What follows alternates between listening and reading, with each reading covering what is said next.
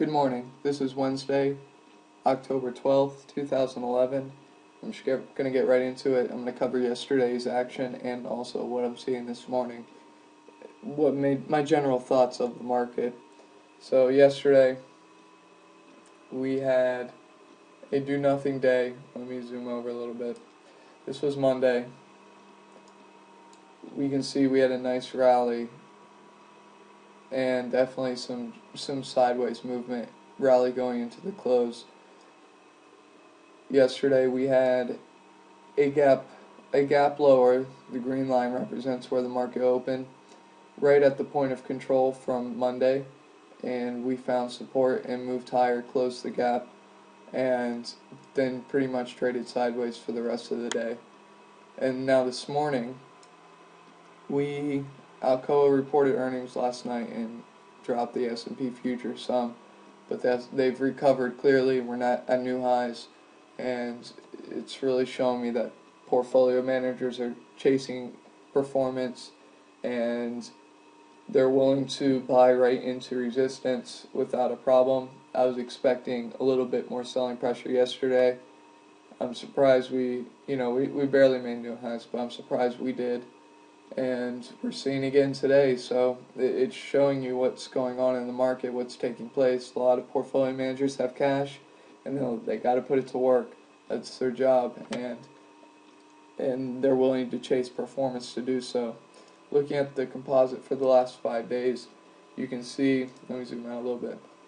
You can see we formed a point of control yesterday at 1190, excuse me, and now we're breaking up above that. What that tells me is basically it's still right to be a buyer as long as price is above the point of control for any given composite.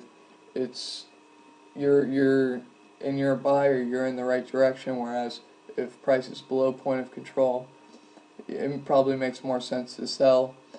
We'll learn more about that. I'll get a video strictly on volume profile and how to read it. But for now, let's just keep focusing on the S&P.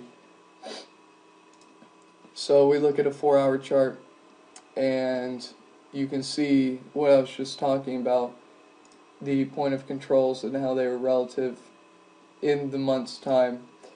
You can, for example, back in August, we had a big puke fest, obviously, and we saw a point of control form at the bottom of the range around 1150, and you can see once price got above there, it was right to be a buyer. We had some nice shots to the upside, and conversely, in September it formed the opposite way, and it was right to sell into it. Now we see this volume profile for this month is still premature. We're only halfway through the month. But if we look at a composite for the last 3 months where price has overlapped, the volume or the point of control is below price, and that shows me that the heaviest volume, if they're buyers, which we appear that they are because the price is above, they're controlling the market, so any pullback should result in some buying. If the point of control shifts to up at these levels, it will either give me the perception that maybe we're taking a leg lower, perhaps to new lows, although I doubt that, but maybe it's a springboard for a move higher, and that's the biggest pullback we get is sideways consolidation. Either or, you just want to be involved, and you can make money either way. Now, I want to show you why it made sense to be a buyer for the long term. You see this point of control for the last 2 years was around 1195-ish, and the bulls basically supported it back in late 2009, early 2010, into the summer. We had consolidation all in this level, and now this was my version of testing those levels, and in my opinion we've done so successfully. And as far as upside targets, well, the most obvious one is these recent highs around 1210, 1220.